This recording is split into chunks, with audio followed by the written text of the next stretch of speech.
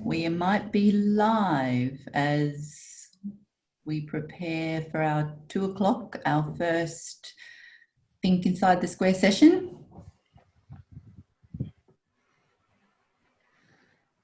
Oh, we've got 14, 15 people are coming in. People are much more punctual than I am. Dave Finnegan, Elliot Bledsoe, Mark Cameron and Tara Pattenden on our panel today.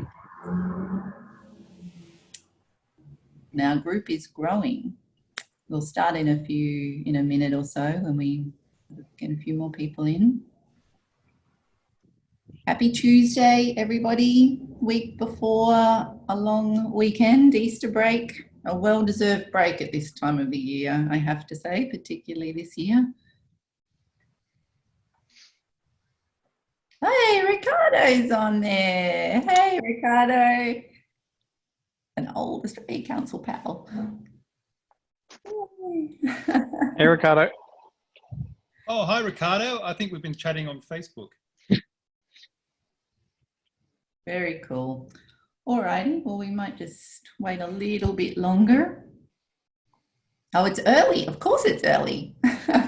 Katrina, hello, Katrina from Gladstone. Hello. How's Gladstone today? Sunny? Sydney's a little bit overcast. Oh, it's hot. Well, autumn's kicking into Sydney, I have to say today. It's a little bit cool. I think summer's definitely out the door in COVID land.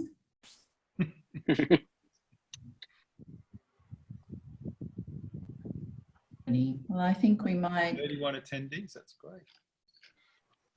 I think we might get going in half a minute more. No worries. And apologies if one of my cats walks through in the background at any point during the live stream. I think the more the merrier, Elliot. The more the merrier. That's very cool. Oh dear. Just got to make sure we're experimenting today on Facebook for council anyway. So we're doing a Zoom session live through Facebook. So it's a first for council. We like to do firsts at the moment, particularly in this COVID land that we find ourselves in. So we're hoping it's a little bit of an experiment. It's a pilot more than an experiment. And we hope that it works and we'll continue to do our series this way moving forward. So I think we might get going now, and I think as others join the session, I think they might just join in as we go along. So I'm Celia, I'm the Director of Marketing and Communications at the Australia Council for the Arts. So welcome to the first of our series.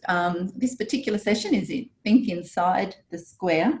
I'd also like to acknowledge the traditional owners of the land on which we meet. I'm coming to you from the Eora Nation, and I'd like to acknowledge the many nations that you're all joining me from this afternoon, or joining us from this afternoon, because indeed panellists are joining us from all around Australia as well. I'd like to pay my respects to elders past and present, and also acknowledge any First Nations peoples who are present and online with us today. As Adrian Collette, our CEO, recently said, we must do all that we can to support the arts community for whom the impact of COVID-19 is catastrophic. Venues have shut their doors with little or no notice. Organisations have been forced to cancel programs and activities, and hundreds and thousands of arts workers, artists, audiences have been impacted negatively, and their immediate and future livelihoods have been put at risk. So we find ourselves here today in the first of a series to help support the sector and to try to answer your questions that have landed on your desk and in your lap immediately. So we hope that in the future these sessions are designed by you, our new Facebook community, answering your questions, meeting your needs so that we can get you online and connected to the right people that can help you get online as quickly as possible. This is a weekly online series that will come online at 2 o'clock every Tuesday. So designed by you, for you. Whilst the Australia Council has formed this group, it's not in any way tied specifically to the Australia Council. So if you have other colleagues and other industry bodies that you would like to wind into the conversation, please feel free to wind in as many hands and minds and hearts as you would like. Well, I've just got a little script here so that I don't go off script too much. Each week, you'll be hearing from some of our key Facebook contributors. If you would like to be one of those contributors, just shoot us through a quick email to digitalsolutions@australiacouncil.gov.au. Renae Moore, who is behind the scenes today working on this, she's our digital producer who has been the mastermind behind the series and is building that lovely Facebook community, will get back to you as she curates and puts the sessions together. We've got a couple of other offerings as well that we've whipped up super quickly to help the sector. We've got webinars, Creative Connections, which happen 2 times a week and have planned ahead for the next 10 or so weeks. We have a First Nations roundtable that happens regularly on a Friday afternoon at 2 o'clock. This week it's on Thursday just because of Good Friday, but otherwise it too will be regularly back on a Friday. And then we have the Australia Council website, and we've got a particular section dedicated to COVID-19 that we're about to break open and feature more of the research on and some of the resources that we've actually been gathering over this time to be as useful as we can for the sector. So let me tell you a little bit about our panellists today. Each are going to do a quick introduction for about 5 minutes, and then there'll be an opportunity to do some Q&A after the session. So if you're coming to us from Zoom, you will have a Q&A box to send your questions and answers to after the session.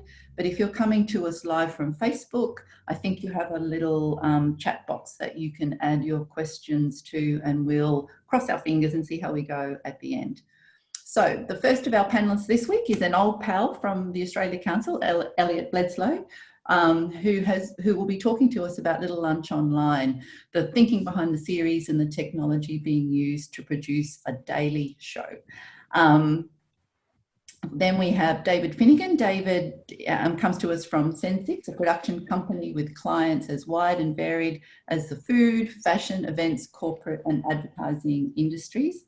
Mark is the CEO of W3 Digital, a business design and digital transformation company, and he's going to be talking to us about digital strategy. He's a keynote speaker and a media commentator. And Tara Pattenden is a creative technologist based in Brisbane who works extensively internationally. She's a performer, educator and artist who works with electronics and technology. And so she's going to be taking you through a whole host of combinations and ways to adapt your practice to the digital space. So I don't want to go too much. There's a lot that I can actually talk to you further about our panellists today, but we might put their bios up for everyone to have a little bit of a read later on, and I'll let them tell you a little bit more about themselves. So I think we'll just dive straight into it. And Elliot, it's over to you. Excellent. Thank you, Celia. I'll just share my screen with everybody. 1 second.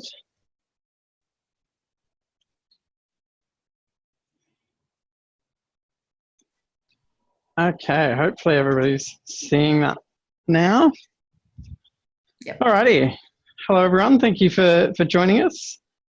Firstly, I'd like to just acknowledge that I'm presenting here today from Turrbal Yagara land up in Brisbane, and echo the acknowledgement of the traditional custodians, and remind people that this country has been sharing stories through networks for hundreds of thousands of years. Zoom is only the latest in a very long history of doing that.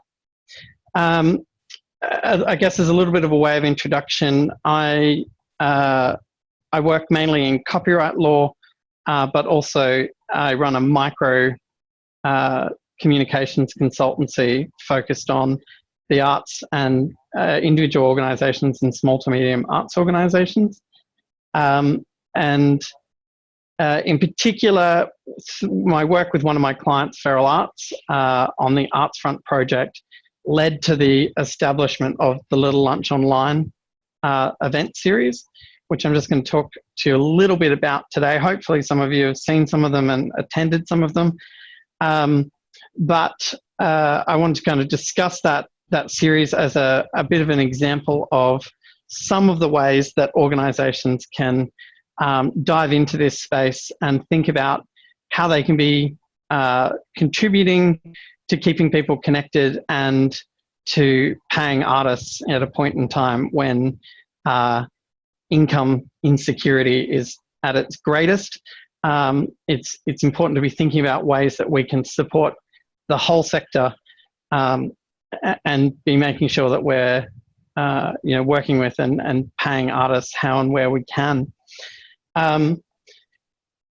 Following on from Celia's introduction, the idea of Little Lunch Online was very much a response to the world that we find ourselves in right now. You know, as Celia already flagged, we saw a very rapid period of closures and cancellations of major festivals, regular gigs and tours, all kinds of arts venues, essentially cancelling or shutting their doors, which left a whole bunch of artists wondering where their money was. That a whole range of artists who work in very different ways in the sector suddenly found themselves without a kind of secure income going forward, as well as places to present and perform work. And so it was kind of based around this idea or this problem that the Artsfront team were thinking about. What can we as a small to medium arts organisation with a remote team, some of the teams, Sarah and Norm, are based up on the Sunshine Coast. I'm based in Brisbane. Our web developers based in Melbourne. What can we as a disparate and remote team do to help support other people in the sector at this time? And so we started with a really simple idea. We went, what is it that we as an organisation are good at? We've done a lot of work in the past around or sitting in that nexus between the arts community and technology. And we've done a lot of work around live streaming and, and similar sorts of technology. And so we realized that we had a set of capabilities in that space. We had access to equipment and technology that we use on a regular basis. And we had access to networks of artists that were all currently at risk and looking for opportunities.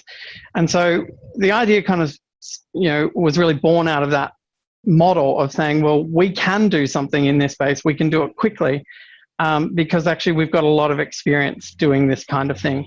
So while a lot of organizations were grappling with the new reality of trying to get online and live stream and, prepare content for release online, this was something that actually Feral Arts has been doing for about 30 years and that the Artsfront project has a particular focus on.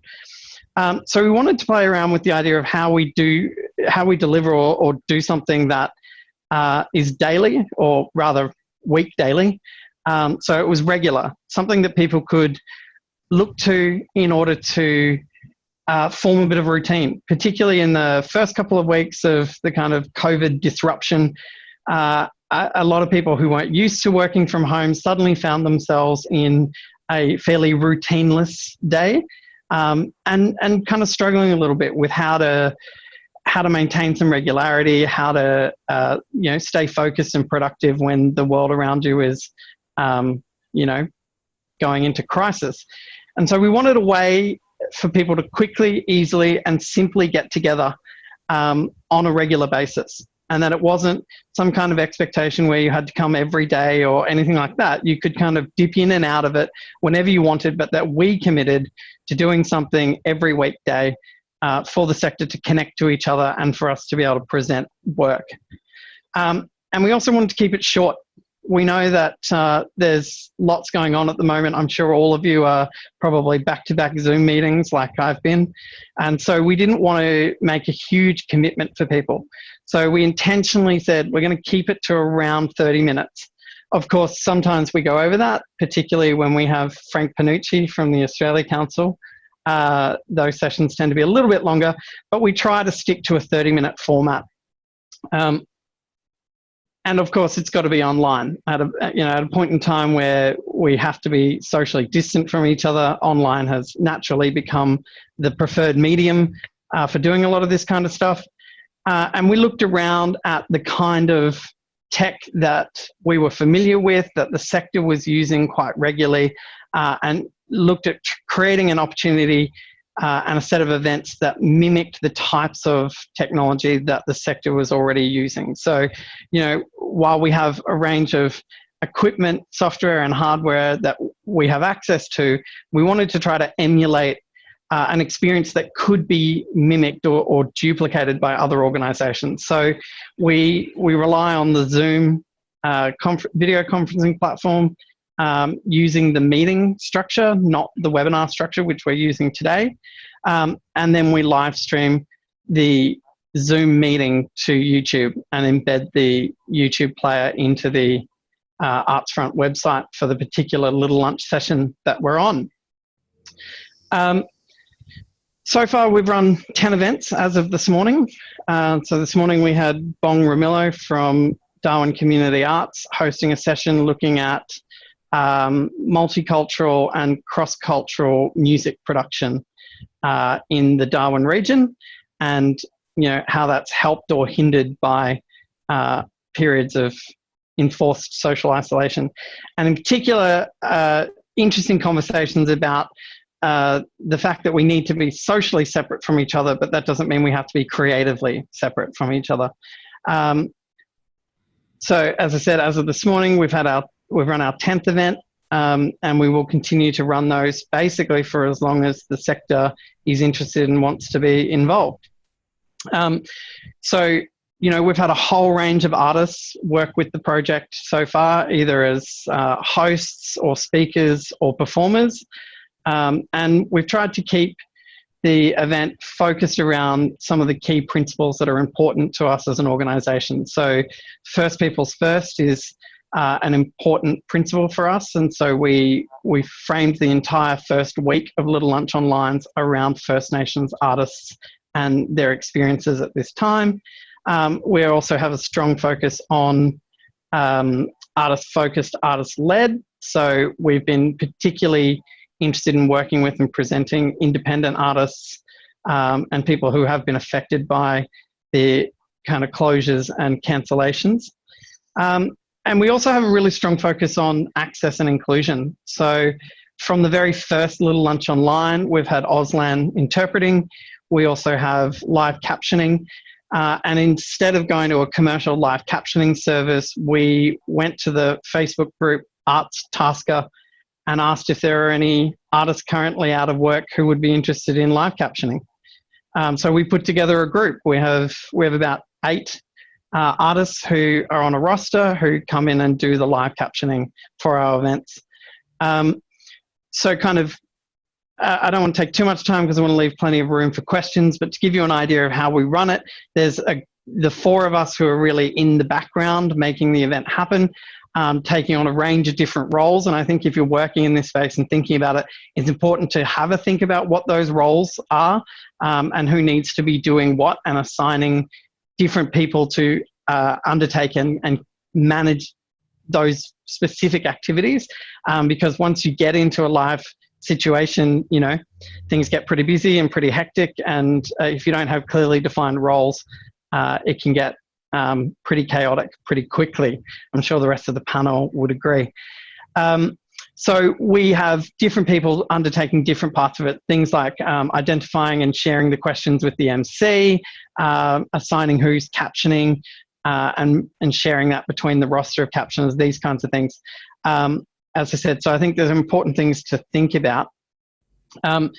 Also, just to give you a bit of a sense of how we've been thinking about and handling the fees. So we had a look around for advice on this, and the MEAA has a bunch of recommended rates, but nothing that really was fit for purpose for this situation. Similarly, NAVA has their recommended pay schedules, but again, there was nothing specifically looking at live streaming, and so we decided to use the recommended live performance rate for artist-run initiatives. We kind of went small to medium small to medium organizations are all kind of roughly the equivalent of an RE. So we looked at that as the kind of range that we would set the performance rate in. And because the performances are intentionally limited to 5 minutes, we decided we wanted to pay a rate that was above the recommended rate, because this is a particularly difficult time for artists, and we wanted to be able to pay them something that was useful and worthwhile for them at this time. The other thing that we were focused really heavily on was ensuring that we had considered the copyright in relation to the video recording of the performance work, and that we wanted to make sure we had a copyright royalty factored into the fee, and that copyright royalty would be an ongoing fee depending on how many years we wanted to keep the material up on the website for. As I said, we also have our group of live captioners. We're paying all of them, and we have our Auslan interpreter. So you can see all of the little lunches online that have come already, and all the ones that are upcoming at the website, llol.com.au. That will redirect you to the Artsfront platform, where you can see all the previous sessions, as well as what we've got coming up. That's just some of the credits for this presentation. It's always good to attribute everything. I'll stop my screen sharing there. Cool. So I'll leave it there. Thanks, Elliot. That was really informative, and is a lovely segue into Dave Finnegan, who is going to be running us through different types of live streaming solutions, from the simple to the more complex. Hi everyone. I'm going to run into, I thought really everybody's talking about live streaming, but live streaming can get quite expensive. And if you don't know where to start, you can really sort of fall down that rabbit hole pretty quickly as well. So I suppose my presentation today is really looking at cost-effective live streaming and how you can really simplify what you're doing there, and just a couple of little tips. I'm not going to go into detail on cameras. It's more about the software to use for live streaming. A couple of little technical points for getting your video into your computer and your audio as well. So I'm just going to share my screen. Just 2 seconds, please, Celia.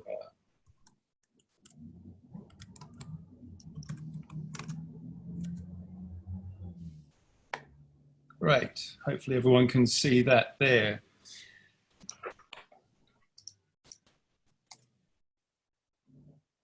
So first up, live streaming software. We're going to cover, as I mentioned, some software, some video input and control, and then audio input. And I think audio is really important as well, because especially if you're wanting to do a live performance, you're not going to be able to sort of wander around with your computer and shove that in people's faces. So first up, the video camera input. For something as simple as plugging in a DSLR camera, all you need is something like a USB to HD camera converter, and all it has is an HDMI at one end, and it has a USB plug at the other end. You plug it into your computer, and that will allow you to capture your video from your own little DSLR camera. You can also, if you've got a Thunderbolt connection, you could use something like a Blackmagic Ultra Studio mini recorder, and that's going to only cost you about $300. The great thing about that is that if you're using a higher end camera that uses an SDI connection, then you've got the option between an HDMI connection and an SDI connection.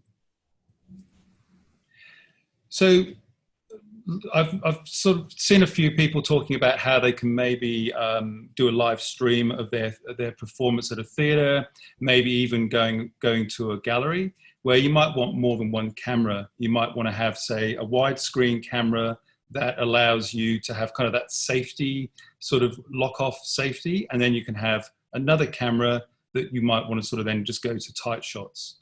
So how do you go about doing that? Well, thanks to Blackmagic, and Blackmagic, by the way, is an Australian owned and run company, and some of the other products I'm showing you, like Rode, they're also Australian. Amazingly, that Australia actually produces some of the best tech out there for this. I think only a couple of weeks ago, actually, they launched this amazing little thing called the 8M Mini. And what it allows you to do is bring in multiple cameras. You can see at the top there, there's 5 ports to bring in your HDMI link to your camera. Even the cheapest $800 DSLR camera is going to have an HDMI out port where you can run it straight in. It also allows you to bring in some audio, and it also, the great thing about it, it allows you to then directly stream to YouTube, Facebook, Zoom. I think it even does Skype as well. So it's a really, really simple, cost-effective switcher. And what it allows you to do is control which camera that person is actually seeing when you're going live. And I'll just go back.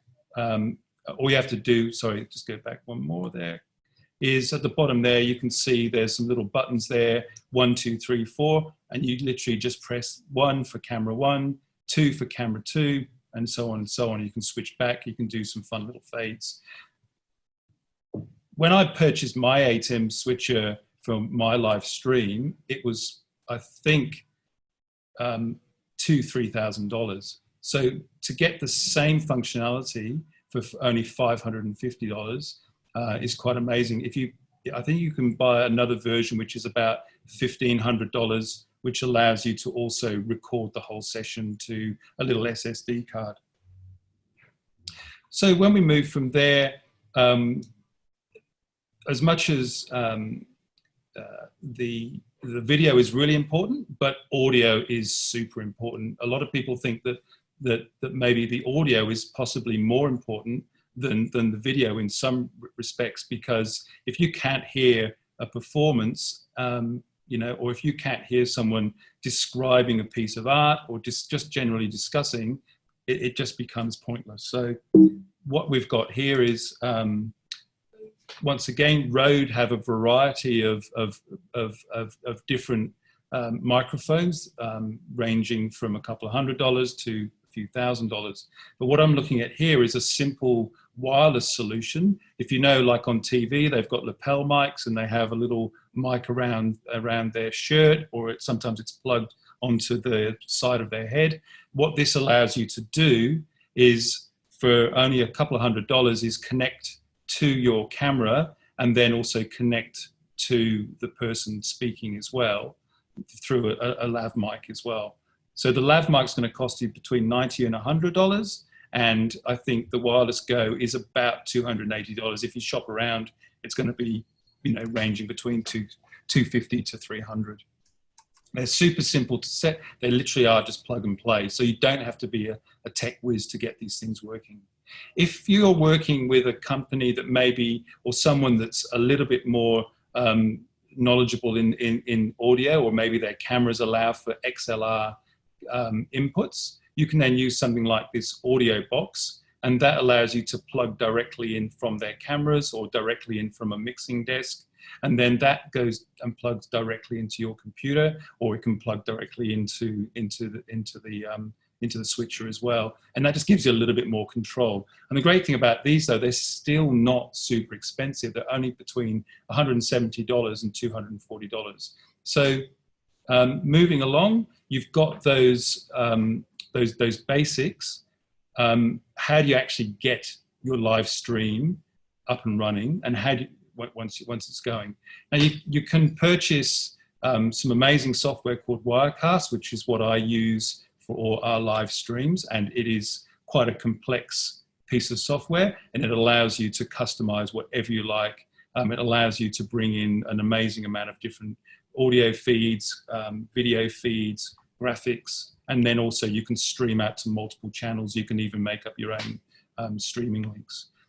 The thing is with that, it's going to start around about $600, and then you have an annual subscription fee. So you're kind of locked into it, and not everybody is going to even need 80% of what this program is going to provide. So I looked at a couple of other options that are more cost effective, one being free, and we all love something that's free.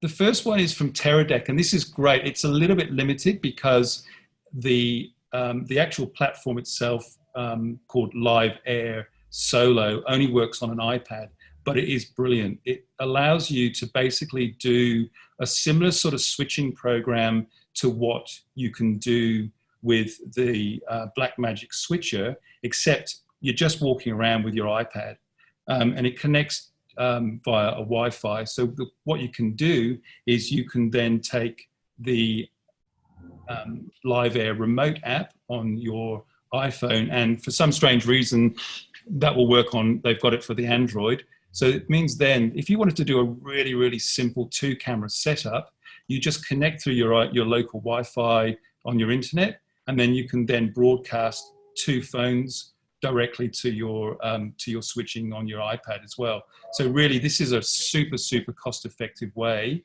of getting a couple of cameras quickly set up. Even if you don't know your way around a camera, you've got a couple of iPhones or an iPhone and an Android phone. You basically bring those up, you connect to the iPad, to the Live Air Solo, and then you start broadcasting. And then when you go back to Live Air, you'll see there top right, there's a Go Live button. That's your Go Live, and then you configure that. At the moment, you can see that's configured to go to Facebook, and then you can also go to YouTube and stuff like that, and that can all be configured. So as soon as you press that Go Live, it's going straight out. So super simple. You don't have to be sitting at a desk either. You can be just walking around your room, in a gallery. A really, really nice flexible solution there. So going to the final one, make it quick. This, I think, is a terrific bit of software that really does a lot that Wirecast does, except it is free. I'm just seeing there that my share screen isn't working. My apologies. I think my apologies there. What I'll do is I will just... Can we share your PowerPoint afterwards, Dan? Yeah, I think, sorry, it's just gone to, I didn't realize it was going to my other screen. I just saw a message there. Just give me 2 ticks. Hopefully you can see that. I'll share the PowerPoint presentation afterwards. My apologies there to everyone. So the last thing here is the OBS, software that is a live stream software. It allows you to bring in, and I'm just going to now go to sharing this screen, which will hopefully take me into OBS. Just give me 2 ticks a minute, please. Okay, there we go. Hopefully everybody can see that we've got my little mouse running on the OBS. So what you can do here is you can set up scenes. So at the moment, I've got my iPad set up. So you've got one remote center there. I can click to my webcam, and then I'm going to go back to our presentation there. And what that allows you to do is have different scenes that then you can then broadcast out to for your live stream. It gives you an option of studio mode, so you can be setting up. Basically what you do is you set up your first, your screen while the other one's running on the right-hand side, and then you can then cut to that. So it's super, super simple. And then that also allows you to go out and do a live stream to Facebook or to YouTube or stuff like that. Sorry about the little stuff with my multiple screen there. I knew there would be something that would always go wrong on a live stream. If there's, what I'll do is I'll share this PDF to everyone on the Facebook group page after this as well, so you can flick through. And obviously, if anybody's got any questions, I'm more than happy to answer them afterwards. That, I think, Celia, is pretty much it. That's pretty wonderful. Thank you. And during that time, we had Tara answering some questions in the little live chat as well. I feel like we've started with the event, with Elliot describing the event, Dave talking about some of the technology that you can get that event to your audiences. And now we'll switch to Mark, who is, as the digital strategist, will actually talk us through some of the theory and the science behind getting that audience and the thinking process to connecting up the technology, the event, the audience, and the thinking behind all of that. Over to you, Mark. Thank you. Yeah, so I'll just introduce myself. So I run a company called W3 Digital. We do a lot of work with organisations trying to move their business model online or into a new digital format, and then sort of work across kind of pretty much all sectors, everything from government through to enterprise, and then small to medium businesses. And I'll just share my screen. So yeah, what I'm going to talk about is just some ways to think about how that can work. So can everybody see my screen now? Is that all working? Yes. Yep. Cool. Okay, so look, the thing, if people on this webinar are trying to work out how they move a business model, how they move a offering online, and kind of going through that transformation, it's not an easy process to go through, and even the most experienced people in the world find this difficult process to go through. And what we're going to try and do today is just really quickly talk about a few techniques that can mitigate some of that risk and allow you to get to a better solution more rapidly.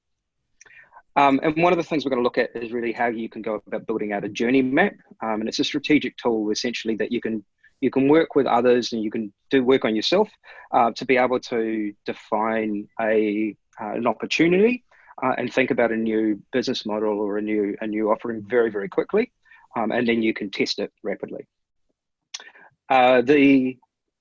The elements of a journey map in its most basic version is really just understanding your customer. So the way we do this with a lot of businesses is to try and help them avoid making really, really expensive mistakes.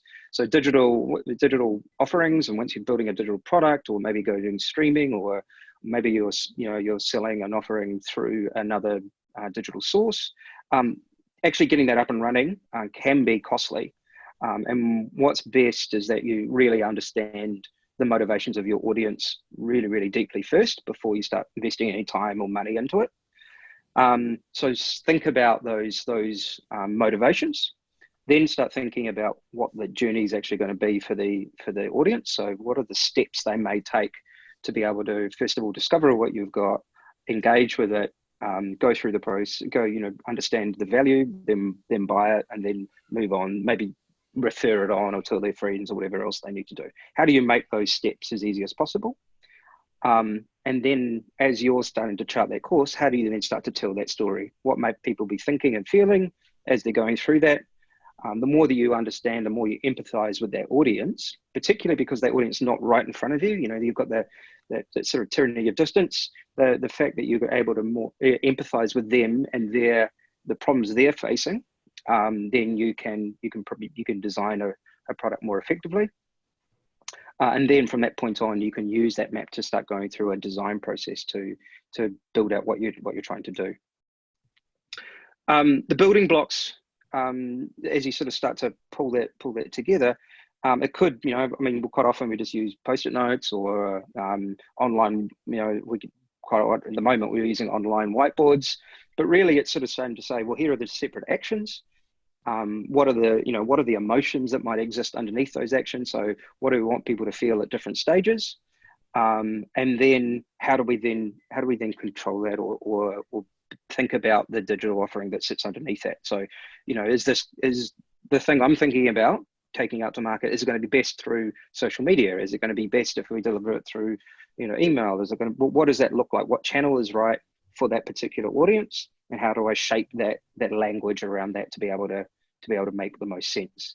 If you're selling physical products, what are the channels that already exist to be able to sell those things? If you are coming up with something new, how do you then start thinking through the commercial model around that? And maybe it's not a revenue model at all. The other aspect is it could just be during this time where everybody's locked inside, can you stream performances or videos to build out a fan base that will then serve you, as we come out of the COVID issue that we're in right now. So going through the journey mapping exercise, here's one that we did that was just kind of more formal, but it sort of shows how detailed it can get. We did this for a health group in New Zealand, and we sort of mapped out every single journey of every patient, every referrer, every staff member, all the different groups of people, and then went through and identified, because of that, identified about 10 big projects that were going to have a huge impact on patient experience and the way the organisation worked. Obviously, I'm not saying go to this level of detail, but what I'm saying is just going through the process, you'll find a whole bunch of ideas and solutions that you may not have gone through and may not have realised before. So then moving into, a kind of a step-by-step process to get that. So the first thing is just sort of map it, think about your goals, think about what you're trying to achieve, and what is the underlying business model behind that. And then start thinking through, okay, what's the idea and how are we going to test that idea and how could we fail? It's always good to start thinking about the failure element first, because that means you can start thinking about mitigating factors.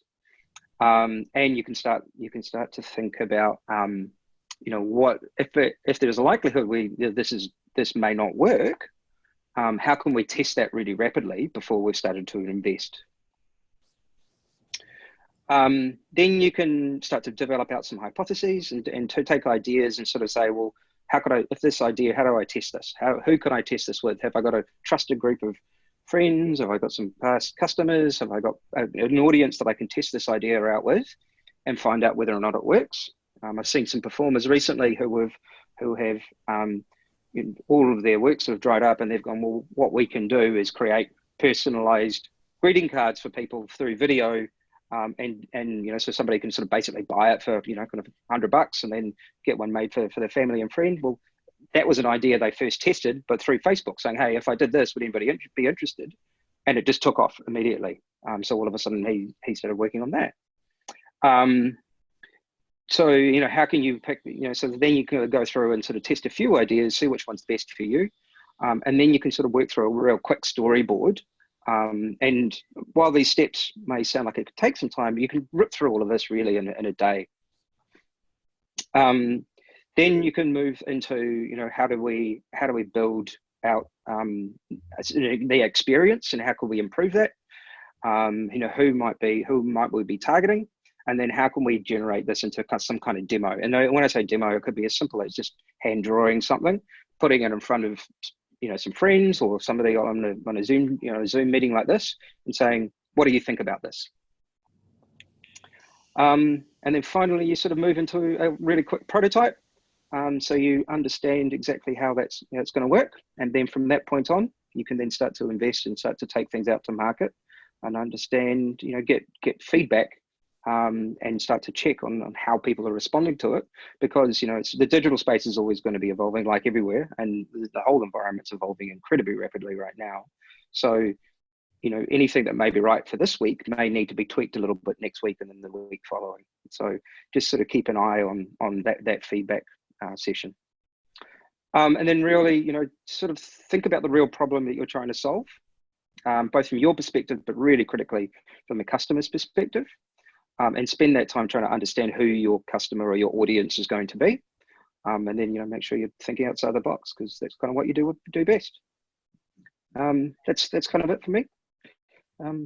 Yeah. Thanks, Mark. That was extraordinary. Thank you. I enjoyed that very much, especially the panning around the room. That really sort of touched my heartstrings with my passion and love for audience development. So now we'll move over to Tara. Tara is currently working with Backbone Youth Arts, curating online live streamed gigs for live and solo at the Bowlo. Over to you, Tara. Oh, you're on mute. Hello, hi. How's it going? Yeah, my name's Tara. Just want to acknowledge that I'm here on the Turrbal and Jagera lands.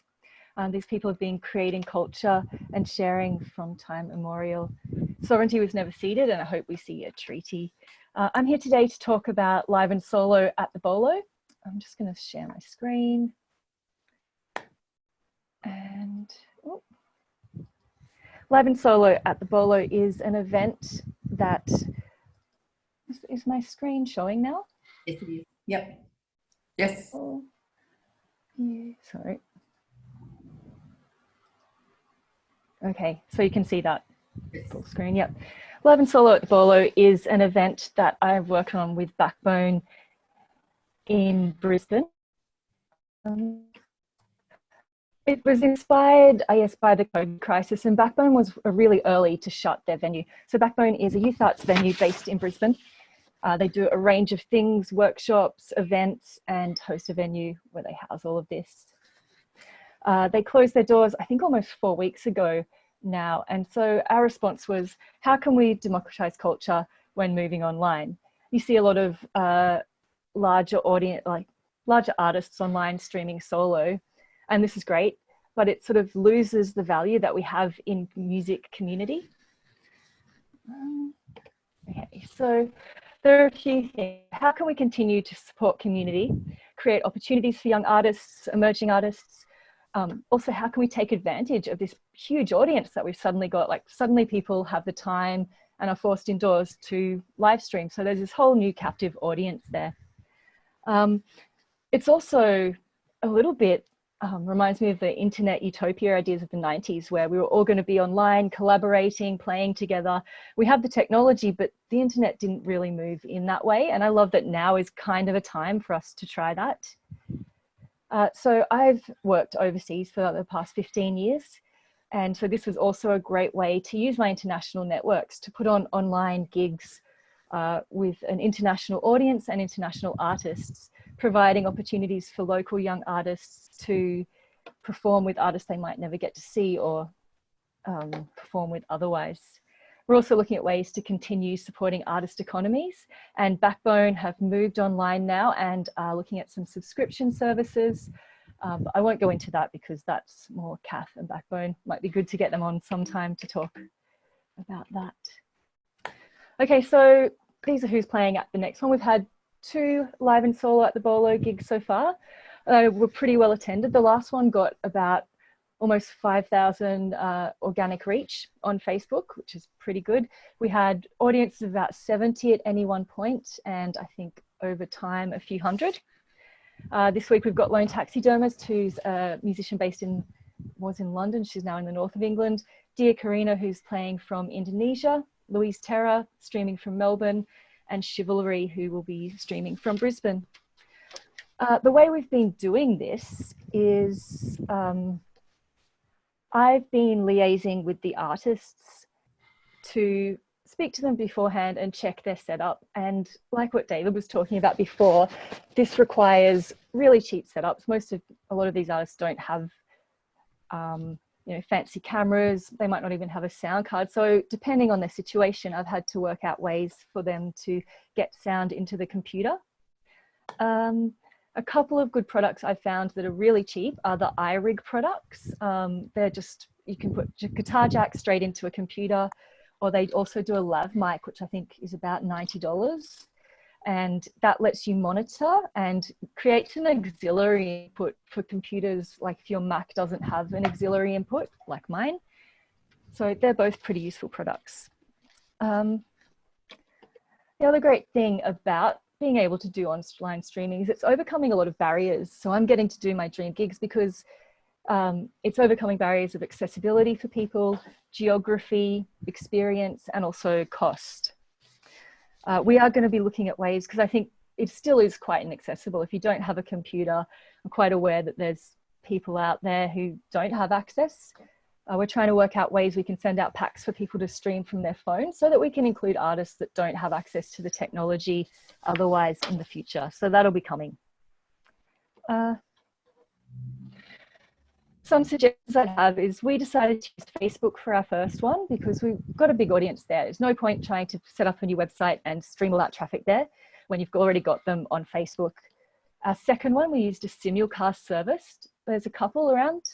There's more than Restream and Caster. We went with Caster because they had a free trial, so I like free. We tried it for the week. We might go with them. Their price point was better for the streaming that we wanted than Restream, but check them out. I also then get each artist to set up OBS on their computer if they can. We did have one artist, we just had to give them access to our page so they could set up a stream themselves. That also lets people sort of control their sound or add images. I liaise with the artists, so the day before, to assist them with their setup, and then we test the technology out. And that can take a while. I normally do that over the phone. And of course, this is just a huge experiment. We're sort of flying by the seat of our pants, crossing our fingers that it works. We've managed to do the last one, everyone on the one stream, so we didn't lose our audience in between streams. Okay, so this is sort of a very brief about what I would suggest things to think about. So before the show, promote through your social channels, liaise with the artist and test everything. Test, test, test. During the show, I have a team working with me. So we're working with Roused Out Show, which is another Brisbane promoter. I'm working with the team at Backbone, and each of us is on one social channel, so we can manage that channel. And we're also trying to encourage comments and engage with the people. It was really surprising after the first show, like how much it felt like we'd been at a show, like we'd put on a show. It was pretty exhausting. And we really got that sense of community. It was actually really beautiful after sort of this fear that we might lose a lot of our culture. And then after the show, I think there's a lot of evaluation. You need to refine the process each time. We're definitely still working it out. Facebook and YouTube both have pretty interesting analytics. And that's good to know, just to see what the engagement is like and gauge it for the future and to see if it's growing or not.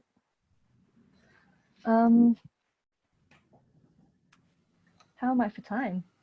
You're pretty good. You can go another 1 or 2 minutes. Yeah, well, that was my last slide anyway, so maybe we can go to questions unless there's anything I didn't cover. No, I think that was awesome. Thank you. There is a lovely question here, and it's just slipped off my screen, from Ricardo, and I'll just find it again. Where did it go? The digital divide in places such as South Africa is so enormous. How can we mitigate it in such places? So yeah, I don't know for South Africa. One thing I'd like to try and set up here is, and this is a longer project, but phones, maybe we can get phone donations, or even quite older phones would still give people video and audio access. So this is an iRig. I work building hardware as well. So I've also got a plan, like something like this could be pretty cheap to make. I think Jcast sells a similar thing for $5. And that's a way for someone to get their audio from their amp or from a mixing desk into a phone. But it is really hard. I think there's a lot of work that needs to be done. And I think we need to be really aware of it, that, yeah, we're going into this great online thing, but a lot of people actually don't have access. I mean, I would sort of add to that a little bit, which is you might want to think about where your assumptions start and where reality actually exists. So what we've seen around the world, like in India and certain places in Africa and so on, is that there have been huge jumps in technology because other infrastructure isn't in place. So for example, in places in India, they've gone straight to internet, but they've had like no banking whatsoever in some areas, and have gone straight to text-based internet banking because it was the easiest thing to do. They've gone, and in some parts of Africa, for example, people have gone straight to getting things flown in by drone because the roading isn't there. So one of those elements is yeah, you're probably right. There is a big digital divide, but go out and do some testing. Work out what your assumptions are, and then understand exactly where your assumptions stop and are real, and where some of the audience you may be trying to reach may be coming up with innovative solutions to work around that. That may be an opportunity for you to engage with. Cool. Thanks, Mark. Anyone else want to add anything further to that? Elliot, Dave? I think, look, what Tara's sort of summed up there is that there's kind of different ways to kind of get this up and running, but it doesn't have to be super expensive, but it can be a bit of a minefield where you're just not quite sure what is the best solution.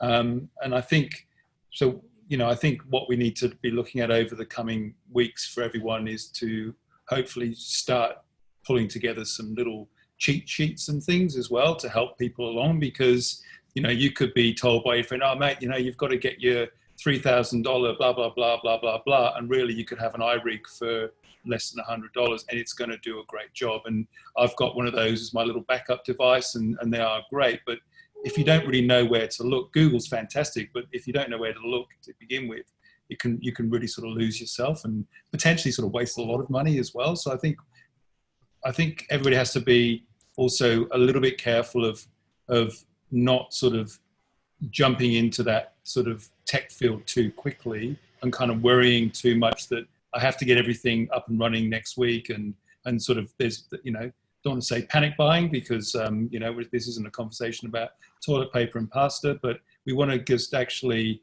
make sure, I suppose, that there is a bit more of a considered approach to all this, and that people aren't sort of worrying too much. And I guess we can throw this back into the Facebook group over the, you know, the coming days and weeks to just start developing maybe some little sort of shortcut solutions for people, so that, you know, that they know where they can be looking for the, you know, the right sort of solutions, I guess. Exactly. And the group, also the Facebook group, don't hesitate to throw any question in there at any time. And if you've got the answer, please throw the answer in. Like, don't wait. If you know the answer, don't wait for us to sort of put it in there. But Elliot, you were going to say something? The only thing I was going to add is maybe something at a higher level. The digital divide and the lack of access is a fundamental problem that we need to address. In my mind, it's up there with climate change and systemic inequality. That said, I think actually what we as the arts can do is take a more active role in advocating for things like internet affordability. That often in the arts, we kind of leave those kinds of discussions to other sectors, and I actually think the arts has a really prominent role to play in advocating for the world we want to see. No, that's a really good point. There's another question that's come in from Kirsten Honey. Is there a preferred software to present video and slideshows? It's panel. To present video as a slideshow, I mean, look, there's, you know, I think even the government today were out there using their PowerPoints and stuff like that. But I think, you know, as far as a key bit of software for presenting, I mean, I used Keynote today, and then I converted it into a PDF, you know, because it was, for me, it was a quick and easy solution. But I think really it comes down to finding something that you're comfortable with using as well. I don't think there should be like a one size fits all. I mean, Keynote's pretty cheap to if you're on a Mac, you know, or if you're more of a PC person. There's a few online ones. I mean, there used to be Prezzo and stuff, but they're all flash based, so I don't think they work as well. But I mean, for me, I think if you look at the basics that come with your Mac, or your basics that come with, you know, that can be used on the PC, are going to work equally well. You know, that's pretty much what I use day to day, and you know, they work. They're pretty intuitive as well. Yeah, I used Preview. Oh, sorry. No, you go, Tar. I used Preview for my slides today to load them. That's free on the Mac. I was presenting from Google Slides, so it's a completely online, you know, PowerPoint style system, and all you need is a free Google account to access it. Just go to drive.google.com and you can create presentations in that space. It's a little bit different to doing it on a desktop, but you know, it can be a good free alternative if you're willing to agree to the Google terms of use. And you can collaborate, which is good. Well, numerous platforms and numerous ways. We're down to our last couple of minutes. If anyone have any other writing questions that they want to throw to the panel, we will be putting up the PowerPoints. I'll just check with everybody that they are comfortable to share their PowerPoints afterwards, or a version thereof on in the group, as well as we'll be building a section in the website, I believe, in the not too distant future, as was alluded to, with fact sheets and cheat sheets and things like that. Don't forget to tell us the problems and your needs that you need solved. No question is too small or too large at this particular point in time. And we will seek to try to find the answers for you, so that we can assist the sector as deeply and as broadly as we possibly can at this very unusual time. So I think we might sort of wrap up there unless anyone else has any other burning questions. I'd like to thank all the panellists for your time, your preparation, your thoughtfulness and your care, your dedication and your passion, especially those that put up their hand and came to us and said, how can we help? And I think if the sector knows how many friends it has out there, you know, it's very rich in friendship. We'll be back same time next week, 2 o'clock on Tuesday. But between then, we don't forget our Creative Connections webinars as well. We all complement each other, all of these resources. So sometimes the conversations will go down quite deeply into one particular area, or they might stay quite broad. Let us know what you would like, and we'll try to meet your need. So from Brisbane, Sydney, Melbourne, and wherever else we are, all speaking South Africa and beyond, thank you everybody for joining us today for the first one. I think it was a success. It was a pilot. I think it has actually worked. So well done, and cheers everybody, and see you next time. Bye.